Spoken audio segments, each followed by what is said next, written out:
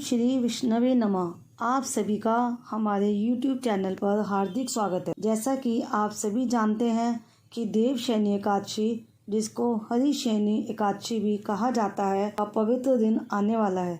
पुराणों के अनुसार भगवान विष्णु इसी दिन से योग निद्रा में चले जाते हैं और फिर 4 महीने के बाद देव उठनी एकादशी के दिन जागते हैं। इन 4 महीनों को चातुर्मास कहा जाता है और भगवान विष्णु के योग निद्रा में चले जाने पर इन 4 महीनों के लिए सृष्टि का संचालन भगवान शिव जी करते हैं।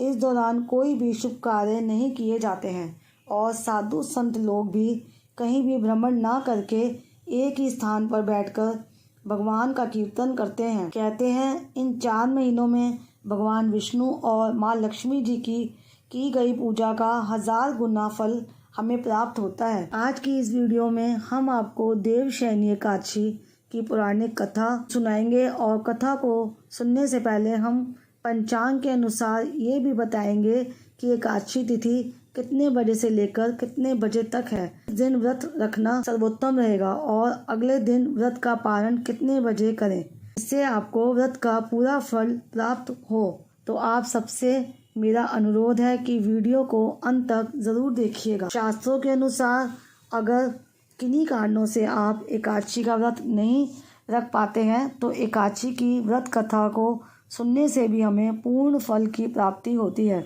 और एकादशी के दिन भगवान श्री हरि और लक्ष्मी नारायण जी का नाम जपने और उनके ध्यान करने से ही हमारे सभी पाप नष्ट हो जाते हैं। तो आइए जानते हैं एकादशी व्रत की तिथि और शुभ मुहूर्त क्या है। एकादशी तिथि 9 जुलाई को शनिवार की शाम 4:40 से शुरू होकर 10 जुलाई रविवार की दोपहर 2:14 तक रहेगी। सूर्य उदय के समय एकादशी तिथि 10 जुलाई होने के कारण 10 जुलाई को ही एकादशी का व्रत रखना सर्वोत्तम होगा।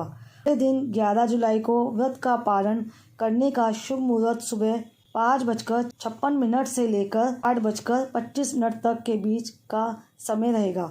तो आइए भगवान श्री लक्ष्मी नारायण जी के चरणों का ध्यान करते हुए देवशयनी एकादशी की व्रत कथा का रसपान करते हैं। धर्मराज युधिष्ठिर ने श्री कृष्ण से पूछा, हे जनार्दन, आषाढ़ शुक्ल एकादशी का क्या नाम है? इस व्रत के करने की विधि क्या है और किस देवता का पूजन किया जाता है? कृष्ण कहने लगे, हे युधिष्ठिर, एक समय नारद जी ने ब्रह्मा जी से यही प्रश्न किया था। तब ब्रह्मा जी ने उत्तर दिया कि हे नारद, तुम कलयुगी जीवों के उद्धार हेतु अति उत्तम प्रश्न किया है, क्योंकि एकादशी व्रत सब व्रतों में श्रेष्ठ है। इस व्रत से समस्त पाप नष्ट हो जाते हैं और जो व्यक्ति इस व्रत को नहीं करते वे नरकगामी होते हैं। सभी एकादशियों के व्रत श्रेष्ठ हैं और उनके करने से भगवान विष्णु जी प्रसन्न होते हैं, परंतु उन सब में भी आषाढ़ मास के शुक्ल पक्ष की यह एकादशी तो सबसे अधिक पुण्यदायक है। इस एकादशी से संबंधित पुराणों में वर्णित एक कथा मैं तुमसे कहता हूँ। हे नारद, तुम ध्यान पूर्वक इस कथा को सुनो। सतयुग में माधांता नाम का एक सूर्यवंशी राजा था, जो सत्यवादी और महान प्रतापी था। वह प्रजा का पुत्र की तरह पालन किया करता था। उसकी प्रजा धन धान्य से भरपूर और सुखी थी। उसके राज्य में कभी अकाल नहीं पड़ता था। एक समय उस राजा के राज्य में 3 वर्ष तक वर्षा नहीं हुई और अकाल पड़ गया। प्रजा अन्न की कमी के कारण अत्यंत कष्ट पाने लगी और अन्न के अभाव के कारण यज्ञ आदि भी बंद हो गए। एक दिन प्रजा राजा के पास जाकर कहने लगी, हे राजन, समस्त विश्व की सृष्टि का कारण वर्षा है। वर्षा के अभाव से अकाल पड़ गया है और अकाल से प्रजा मर रही है। इसलिए कोई ऐसा उपाय कीजिए जिससे प्रजा का कष्ट दूर हो। राजा माधांता ने कहा, आप लोग ठीक कह रहे हैं। वर्षा से ही अन्न उत्पन्न होता है और आप लोग वर्षा न होने से अत्यंत दुखी हैं। मैं आप लोगों के दुखों को समझता हूँ। ऐसा कहकर राजा कुछ सेना साथ लेकर वनों की तरफ चल दिए। वह अनेक ऋषियों के आश्रम में भ्रमण करते हुए अंत में ब्रह्मा जी के पुत्र अंगिरा ऋषि के आश्रम में पहुँचे।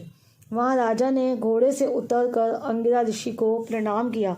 मुनि ने राजा को आशीर्वाद देकर कुशल क्षेम के पश्चात उससे आश्रम में आने का कारण पूछा। राजा ने हाथ जोड़कर विनीत भाव से कहा, भगवान सब प्रकार से धर्म का पालन करने पर भी मेरे राज्य में अकाल पड़ गया है। इससे प्रजा अत्यंत दुखी है।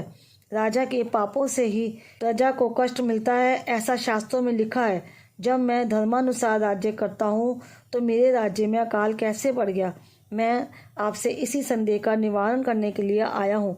कृपा करके मेरे संदेह का निवारण कीजिए और साथ ही प्रजा के कष्ट को दूर करने का कोई उपाय भी बतलाइए। राजा की ये बातें सुनकर महर्षि अंगिरा ने कहा, हे राजन, ये सतयुग सब युगों में उत्तम है। इसमें धर्म के चारों चरण उपस्थित है, अर्थात इस युग में धर्म की सबसे अधिक उन्नति है। लोग ब्रह्मा की उपासना करते हैं और ब्राह्मणों को ही केवल वेद पढ़ने तथा तप करने का अधिकार है, परंतु आपके राज्य में एक शूद्र तपस्या कर रहा है। इसी दोष के कारण आपके राज्य में वर्षा नहीं हो रही है।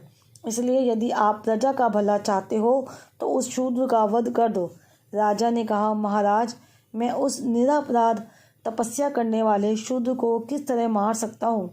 आप इस दोष से छूटने का कोई अन्य उपाय बताइए। तब ऋषि कहने लगे, हे राजन, यदि तुम अन्य उपाय जानना चाहते हो तो सुनो। आषाढ़ मास के शुक्ल पक्ष की देवशयनी नाम की एकादशी का विधि पूर्वक व्रत करो। इस व्रत के प्रभाव से तुम्हारे राज्य में वर्षा होगी और प्रजा सुख पावेगी। इस एकादशी का व्रत सब सिद्धियों को देने वाला तथा उपद्रव को शांत करने वाला है। अतः प्रजा, सेवकों और मंत्रियों सहित तुम इस व्रत को करो। मुनि के वचन सुनकर राजा अपने नगर वापस आ गए और विधि पूर्वक एकादशी का व्रत किया। इस व्रत के प्रभाव से वर्षा हुई और प्रजा को सुख पहुंचा। इस हरिशयनी एकादशी का व्रत सभी मनुष्यों को करना चाहिए, क्योंकि यह व्रत इस लोक में भोग और परलोक में मुक्ति को देने वाला है। की कथा के पढ़ने व सुनने मात्र से ही मनुष्य के समस्त पाप नष्ट हो जाते हैं। तो ये थी आज की वीडियो। उम्मीद करती हूँ कि ये वीडियो आपको पसंद आई होगी। वीडियो अगर अच्छी लगी है तो वीडियो को लाइक करके कमेंट बॉक्स में श्री हरि की जय ज़रूर लिखिएगा, और चैनल पर पहली बार आए हैं तो प्लीज़ चैनल को सब्सक्राइब भी ज़रूर करिएगा।